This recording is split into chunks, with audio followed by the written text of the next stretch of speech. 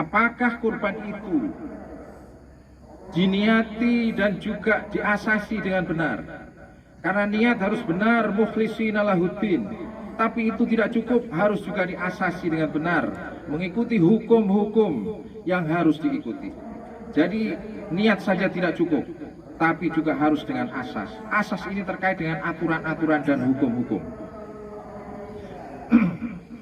Oleh karena itu, kita telah diberitahu bahwa pada awal pengorbanan itu ada pengorbanan yang tidak sesuai dengan ketentuan-ketentuan menyembah kepada Allah, beribadah kepada Allah. Oleh karena itu, pengorbanan yang seperti itu kemudian ditolak. Pengorbanan berikutnya yang pada masa Nabi Ibrahim, ini ujian berat bagi Nabi Ibrahim alaihissalam. Nabi Ibrahim itu pernah dalam satu saat mengatakan bahwa apa yang dia kurbankan itu, walaupun jumlahnya besar, tidak menjadi masalah. Bahkan apapun kalau memang perlu dikurbankan akan dikurbankan. Lalu Nabi Ibrahim diuji oleh Allah dengan kata-katanya itu. Ketika lahir Ismail yang ini anak yang sangat disayang, kemudian diperintahkan oleh Allah untuk dikorbankan. Ini ujian berat bagi Nabi Ibrahim alaihissalam. Karena itu kita juga harus hati-hati. Kalau kita mengatakan sesuatu, dicatat oleh malaikat. Ma yalfidhu min qaulin illa ladaihi raqibun atid. Setiap kata-kata yang keluar dari kita itu ada rekodnya. Oleh karena itu, ini ujian yang diberikan kepada Nabi Ibrahim ini juga ada latar belakangnya. Ketika diujikan kepada Nabi Ibrahim, ternyata Nabi Ibrahim clear. Kemudian ketika Nabi Ibrahim bermimpi, karena mimpi para nabi itu adalah wahyu, kemudian disampaikan kepada Nabi Ismail, ternyata Nabi Ismail juga clear. Tidak ada penolakan. Kemudian disampaikan kepada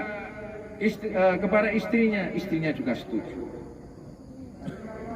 Tapi kemudian iblis mencoba mengganggu sana sini. Maka sekaranglah orang-orang haji di Makkah itu merupakan simbol melempar jamarot. Ini adalah melempar iblis yang mengganggu, yang menggoda orang-orang yang hendak beribadah kepada Allah, hendak menyembah kepada Allah. Oleh karena itu, bagi umat Islam tidak cukup hanya bersikap untuk berusaha beribadah kepada Allah, tetapi lebih dari itu juga harus bersikap terhadap mereka-mereka yang mengikuti kemauan-kemauan iblis. Harus ada jamarot buat mereka itu. Ini yang dicontohkan oleh Rasulullah, kemudian dilanjutkan para orang-orang hujjat yang haji ketika mereka melempar jumroh di Mina, yang sekarang mereka pada tanggal 10 ini tanggal 10 Dzulhijjah kemarin wukuf di Arafah.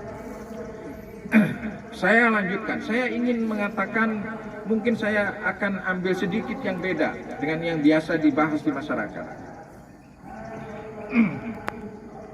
Bahwa pengorbanan itu sebenarnya dalam prototipe ibadah yang disyariatkan di dalam Islam itu, mengorbankan hewan dengan ketentuan-ketentuannya, syarat rukunnya, dengan mukhlishina lahuddin, dalam pelaksanaannya mengikuti niat dan hukum-hukum yang diberlakukan. Sebenarnya ini adalah miniatur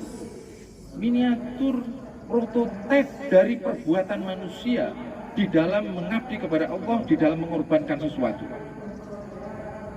Sebenarnya setiap orang itu pasti berkorban, mengorbankan semua potensi hidupnya, mulai mengorbankan waktunya, pikirannya, perasaannya, upayanya, semua, bahkan sampai mengorbankan nyawanya. Semua manusia itu berkorban. Hanya saja berkorban itu untuk siapa dan aturan apa.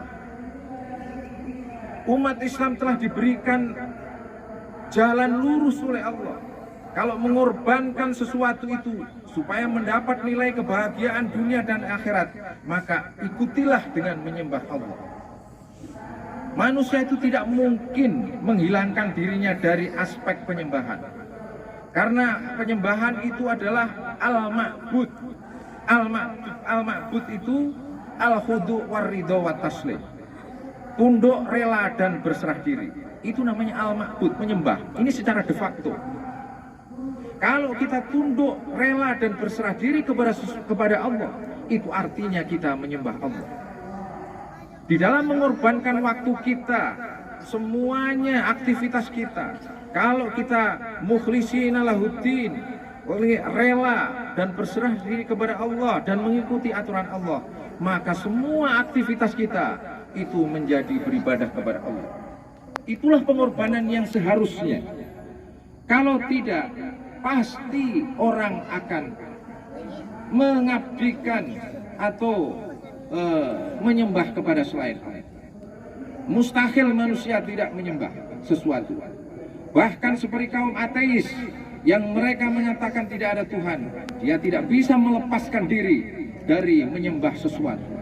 Oleh karena itu, ketika orang menyembah kepada Allah, dia juga harus mengingkari selain Allah adalah bukan Tuhan. Dengan demikian, semua pengorbanan manusia dapat kita lihat secara pasti. Dia adalah menyembah kepada Allah atau menyembah kepada selain Allah. Oleh karena itu, mari kita perbaiki bahwa semua aktivitas kita supaya tetap menjadi aktivitas yang menyembah kepada Allah, beribadah kepada Allah. Baik itu di luar aktivitas ritual, seperti aktivitas profesi, aktivitas ekonomi, politik, hukum, atau kemasyarakatan. Kalau kita niati dengan benar, itu juga akan menjadi ibadah kepada Allah. Tetapi juga kalau kita tidak melakukannya dengan benar, kita tidak menghasilkan sesuatu. Itu sesuai dengan firman Allah di Al-Quran, Bismillahirrahmanirrahim, wa ma khalaqul jinna wal insa illa liya'budun. Jadi sebenarnya manusia itu dicipta untuk menyembah. Tidak ada yang bisa melepaskan diri dari penyembahan, bahkan oleh kaum ateis sekalipun. Oleh karena itu, dalam prototipe pengorbanan Idul Adha itu mestinya dapat ditransformasikan di dalam kehidupan nyata di seluruh aspek kehidupan. Itulah dalam hal seperti ini yang kita pentingkan. Kenapa? Pertanyaannya, kita harus mengupayakan semua aktivitas kehidupan kita supaya berorientasi kepada Allah, penyembahan kepada Allah. Jawabannya adalah karena Allah hanya rela kepada Islam. Bahkan di dalam Al-Quran Allah menegaskan, waraditu lakumul Islam madina. Aku telah rela Islam sebagai agama. Wa may yabtaghi ghairal islami dinan fala yuqbala minhu wa huwa fil akhirati minal khasirin. Barang siapa mengambil selain Islam, di akhirat akan merugi, tidak diterima. Ini bukan cerita orang yang bangkrut. Kalau orang yang bangkrut di dalam hadis disebutkan al-muflis, orang yang muflis, bangkrut, karena dia amalnya habis untuk membayar orang-orang yang dia zalimi di dunia. Kemudian dibayarkan untuk mengkompensasi, menebus kesalahan-kesalahan dia, tetapi tidak cukup, kemudian dia dilemparkan neraka. Ini namanya orang muflis. Tapi ini orang beriman, nanti setelah dia dilemparkan neraka, setelah bersih akan masuk surga. Tetapi untuk orang yang melakukan kehidupannya dengan cara-cara yang tidak diridhoi Allah, dengan ghairul Islam, maka dia tidak akan masuk surga. Karena Allah sudah tegaskan, wa may yabtaghi ghairal islami dinan fala yuqbala minhu wa huwa fil akhirati minal khasirin. Dengan kapitalisme orang bisa kaya seperti Amerika, seperti negara-negara barat, juga bisa berhasil dalam hal-hal dunia, tetapi cara seperti itu tidak diridhoi oleh Allah.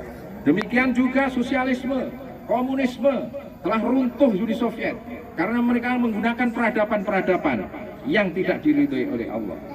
Semua pengorbanan mereka di akhirat akan sia-sia. Oleh karena itu, dengan Idul Adha ini, mari kita kembali kepada ajaran Islam. Kita harus mempelajari Islam. Islam sekarang asing buat orang Islam sendiri. Sedikit sekali yang dipahami oleh umat Islam. Bahkan orang-orang Islam itu sendiri, apalagi orang lain, asing terhadap ajaran Islam. Oleh karena itu, fatuba lil ghuraba. Kemudian Rasulullah mengatakan, berbahagialah orang-orang yang dianggap asing karena dia mempelajari Islam. Islam telah memberikan banyak hal pengetahuan tentang kehidupan ini. Banyak orang yang kemudian mengatakan bahwa segala sesuatunya itu nanti hanya Allah yang tahu. Sebenarnya Allah betul bahwa hanya Allah yang tahu. Tetapi Allah telah memberitahukan kepada kita lewat wahyunya Al-Quran bahwa orang-orang yang mengatakan hari kiamat saja belum, kok sok tahu, bahwa mereka tidak terima. Sesungguhnya Allah mengatakan di Al-Quran, Inna wa la yukhliful mi'ad. Allah itu tidak mengingkari janjinya. Jadi apa yang digariskan di dalam Al-Quran itu nanti berlaku di akhirat. Orang peduli berlaku, orang tidak peduli berlaku. Wa ma kunna mu'adzibin hatta nab'atsa rasula. Allah sudah tegaskan, kami tidak menyiksa manusia karena kami telah mengutus Rasul. Dan apa yang disampaikan oleh Allah tentang aturan-aturan kehidupan di dunia ini telah sampai kepada manusia. Oleh karena itu pilihan hidup, apakah dia memilih Islam untuk mendapat keridhaan Allah, bahagia dunia dan akhirat, atau dia hanya tahu dunia saja dan kemudian di akhirat rugi. Na'udzubillah min dzalik.